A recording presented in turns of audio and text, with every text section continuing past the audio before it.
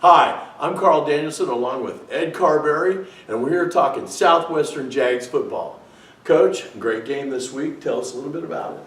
Well, we had a great game against the #1 team in the state, #4 in the country. Fullerton College came down and we battled them right down to the end. Jags came up short, lost 19-14, but with under 2 minutes to go in the game, the score was 17-14, and we were looking at making a leap ahead. Yeah, it was really cool. I really loved getting off to the lead early like we did. Found some holes. Let's talk a little bit about that. The game plan was to be physical up front with them, to try to match their intensity. The defensive front for Fullerton was super fast, not as heavy, so we ran right at them. We had to just kind of keep punching along, and finally DeAndre Daniels popped out of the line and scored on about a 28-yard run to start the scoring. And then they scored again right before halftime. So we went in halftime 7-7, and we were pretty much playing the game that we needed to play and the game we wanted to play. Now you slowed the game down a little bit, and that was just genius move because just the time just kept going and going and going. When did you come up with that idea? Well, we've done it before. Last year against Citrus College, we had to slow it down. They had our number, and so we slowed the whole game down and put us in a position to win a close game at the end. And that's what we did against Citrus. And this last week, that's what we were hoping for, is to come in. They are such a dominant team. They're a great special teams team. Against Santa Ana the week before, they had 2 punt returns for touchdowns and a punt block for a touchdown. So we wanted to dominate the special teams area and not give them a chance to score there and make a mistake on our behalf. Another great job by Marcus Hernandez running the team. Marcus came in off the bench this time. We went. DeMonte Morris was able to go. He had been out for a week or so, and so he went in as the starter and did a quality job. Got us a couple first downs, drove us down to the end zone. And then he stepped out and Marcus came in. Marcus had a big game the previous week, and we were looking for that. And he ended up doing a good job and keeping the team moving. Speaking of DeMonte, he's still just running the ball just excellently, making great choices. Yeah, he's, when you run the option, you've got to have a guy in there that can make good split-second decisions. And that's what DeMonte did earlier in the year. He did it last year when he was the MVP of the bowl game. And this year so far he's been doing the same. And again, the defense just coming out, rocking and rolling. Tell us a little bit about that D. Well, you can't slow the game down if you're not playing defense. That'd be real hard to do. And so Coach Junior Menares, our defensive coordinator, and our assistant coaches and the players just did a phenomenal job of matching wits with one of the top programs in the country. One more thing, and for me watching film of them, is the week before, their special teams dominated a team. And this week, not so. Let's talk a little bit about our special teams. Well, we came out there with the idea that we were going to try to eliminate any scores or field position by Fullerton within the kicking game. We were able to do that. They got us buried one time. We were there for 2 series in the third quarter where we couldn't get out from by our own goal line. And then Jaime Medina punted the ball. He punted the ball out of bounds a number of times, but he punted for good depth. And eventually, just the kicking game and running the ball flipped the field for us, so we could get in a position to have a real long drive. We had a 5-minute drive where we just got in the power I, our goal line short yardage offense, and ran right at them, and they were not ready for that. Yeah, there was, again, being in the booth like I am every week, it was just like a great feeling to see that punch, that old-time football going on. Now, who's the lead blocker on that play in the backfield? Oh, Cameron Hansen is the primary guy. He's the fullback that leads right up in the B gap, and he did a great job for us. The O-line it's a special group that goes in there. It's the best 11 hitters on the team, and we picked that out on Tuesday.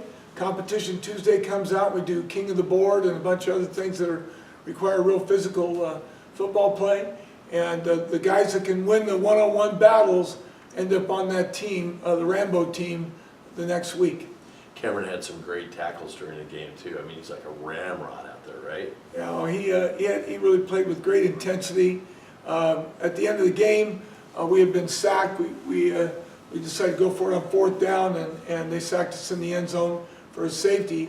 And then we set up to really an odd situation, rarely happens, is at the end of the game you do an onside kick from your own 20-yard line. But at that point in time, we were just trying to get the ball back, and there was about 35 seconds to go in the game.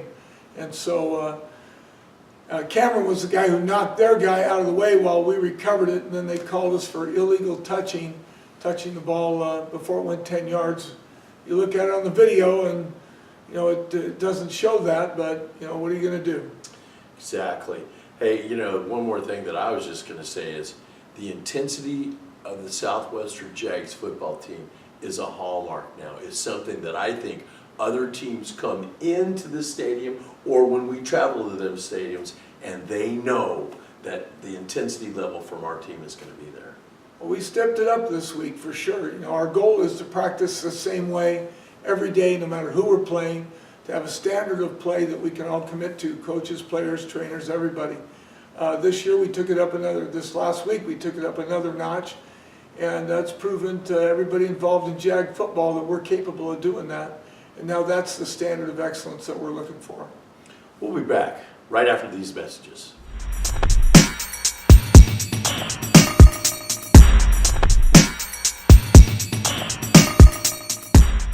American General Construction is San Diego's premier engineering, design, build, and retrofit construction professionals.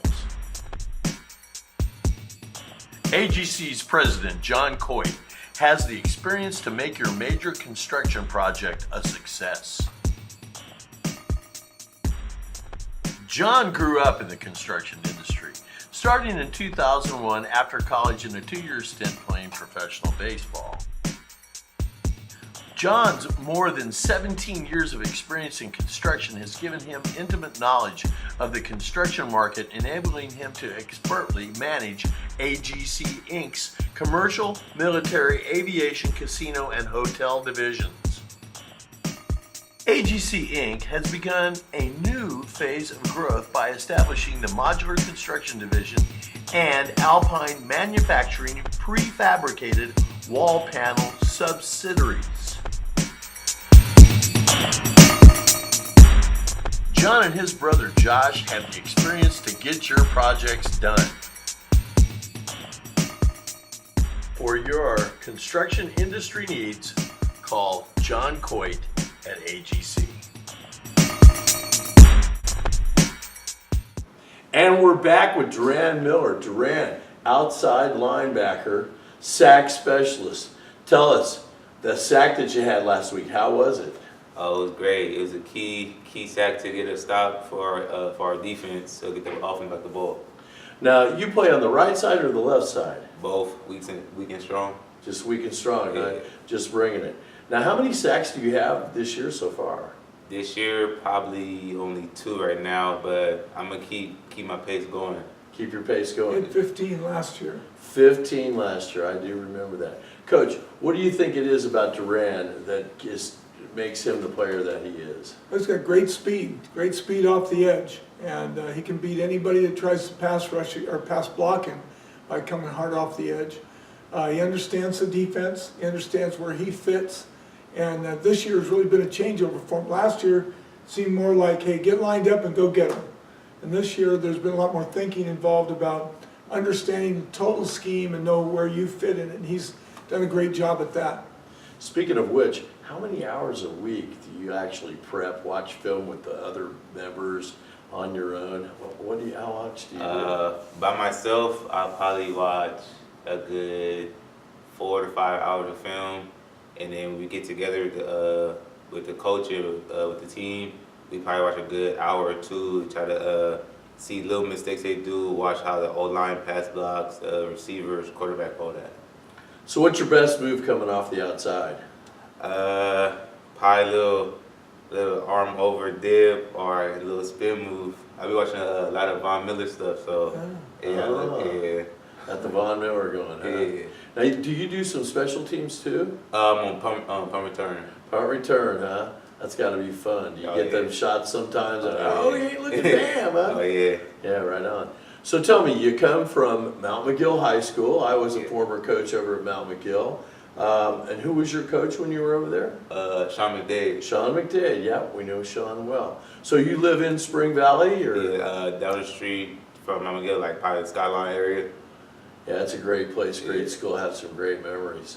So tell me, what was the first game when we played? What do you think as far as like bringing the intensity? What was it that made you guys so great in that game? Can you remember that far?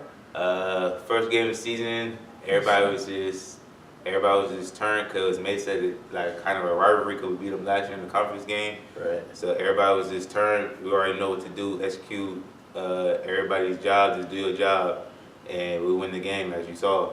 You got just crazy in the Palomar game. You're Oh, just yeah. all over the field. Yeah. And like a lot of people say about great players, your motor never stops. What do you attribute that motor to? I feel like once I'm in a game, I never want to come out. I just want to be around the ball, make every play on every play, make every play on every down. So yeah, that's what I feel like I do because that's what the scouts look for. That's what everybody, the coaches look for too. You hustling to the ball. Now, you just have like an excitement going all the time. I bet you never feel tired, do you? Oh nah, I train my body to never get tired, especially in certain situations like against Fullerton. So what's your workout regimen in the off season? During the summer, I worked out Monday through Saturday. I go to Mike, my trainer, personal trainer, every morning 8 to 11, little speed, DB stuff, and then come over here to Southwest, lift weights, and go in the field and do it every day. So what's your major in school? Right now, I'm undecided, but when I transfer, I'm probably gonna pick business. Business, huh? Looking to get in that business world? Yeah. What do you like about business the most? Just money, just like making money. I want to own my own company one day because I like to be my own boss. So yeah, that's my goal right now. That's fantastic. Well, I just want to say that it's been a pleasure watching you these last 2 years. Thank you. And keep that motor going, all right? And good luck this weekend over at East Los Angeles, all right? Thank you. All right, we'll be right back after this.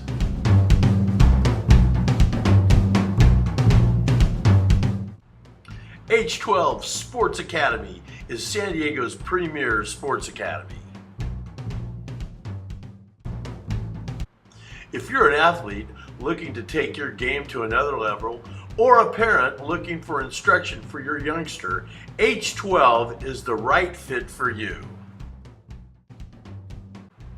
Whether it is baseball or softball and even yoga, Scott Hoppy Hopgood and his team can coach you up. H12's facilities are some of the finest in the county, and they also have some of the greatest instructors. So give them a call at 619-328-1412, or they love for people to drop by, so come by 9314 Bond Avenue in El Cajon. And we're back. Coach, this week, East Los Angeles, one of our favorite places to go play, a beautiful stadium. It just has that feel of like big time football. Yeah, it has a stadium was built a long time ago, but it was used in the 1980s Olympic. It was the actual soccer site for that facility. And it has a big jumbotron that you can watch yourself on. You can watch replays of the game. It's a really high quality venue for community college football. Has a tunnel to come out just like the Los Angeles Coliseum, and I know we got the great feeling for that. Yeah. The bus right up there, Coach, talk a little bit about that.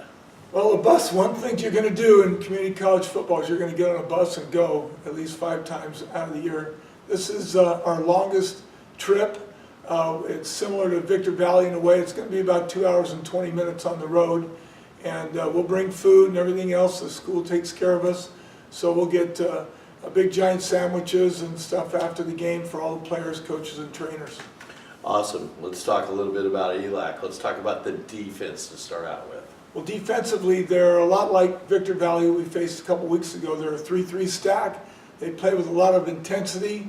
Their alignments are vary greatly. They're like, you're going to be in the B gap, or you can be in the A gap, and the other guy will be in the B gap. And so there's a lot of movement and shifting. And from an offensive line standpoint, you have to stay focused, you have to stay on your track, and zone block. A lot of blitz, double A, double B, a lot of old-fashioned smack blitzes and things of that nature. The Mike Backer's the guy, number 26. He's a freshman, does a great job, leads the team in there, leads the team in tackles, is everywhere. And we got to account for him, or it's going to be a long evening. Offensively, what are they running now? They're a mirror of us. They're 10 personnel. They throw the ball 90% of the time. They used to run it a lot more, but for whatever reason, they've shifted gears. They have a coaching staff. This is, I believe, their second year together, and probably driven by, they had, I think, 16 guys have caught a pass, at least one pass or more in the game for them. So they've gone to the throwing game. They have a couple running backs that run the quick inside hitter or a shovel pass kind of thing, but that's been the direction they've taken so far. The kicking game, they kick the ball really well. They have a couple of guys that worked as kickers. One guy has end zone depth, and the punters, I think his longest punt has been 48 yards. Speaking of that, the keys to the win for this week for the Jags, offensively, what do we got to do? Well, before even offense, we have to make sure that we're focused. We have all our gear. We have our travel in mind. We're all in our game day attire, making that all happen. Offensively, we got to get back to the future. We got to come in and go back really to some of the things we've done in the past, and we're looking forward to going that direction. Great. Defensively, what do you think we got to do this week? We got to get after the quarterback. Right now, number one is communication, making sure that everybody on defense is on the same page, that's lined up. If we can line up right, they got to knock you down, and that's hard to do on any level, NFL to Los Toros, Pop Warner. If you can't line up right, you can't play defense. And so that's been our focus this week. Is they've got a variety of formations that they like to use, and we've got to be prepared to match them. Special team wise, just how are they doing? Have they done well so far? They play with a great intensity, especially their kickoff team is probably the best part of their special teams game. They do a good job on depth, on punt, and that kind of thing, but when you see the ball kicked on kickoff, you got 11 guys, including the kicker, all are sprinting down the field to get to the ball. They match the intensity of their opponents, so we've got to be able to be ready to take on those guys with our kickoff return team. Intensity is the key. Good luck this week. We'll be down here watching you. And this has been Karl Danielson along with the legendary coach Ed Carberry for Jag Football.